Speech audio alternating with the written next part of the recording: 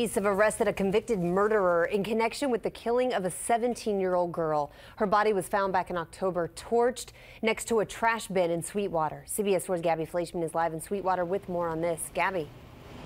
Rhiannon, homicide detectives say they knew almost from the beginning that 66-year-old Armando Botel had something to do with the murder of that 17-year-old girl after her body was found dumped and burned in front of this trash dumpster right here. Now, for the past 7 months, detectives have been collecting evidence. They've even pulled some surveillance video from this strip mall, and they say they now finally have the proof they need to convict him.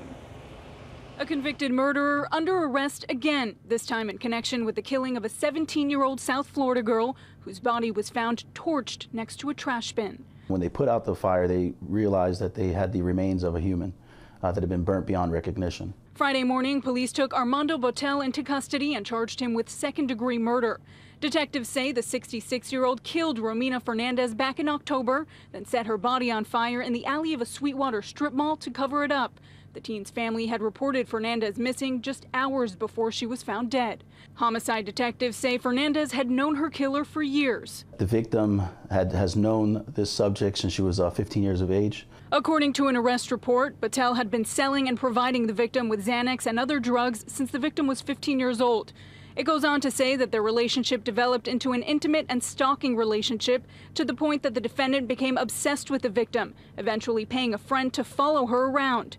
Witnesses say Botel was becoming emotionally distraught over his obsession with the victim, and he reportedly became physically abusive.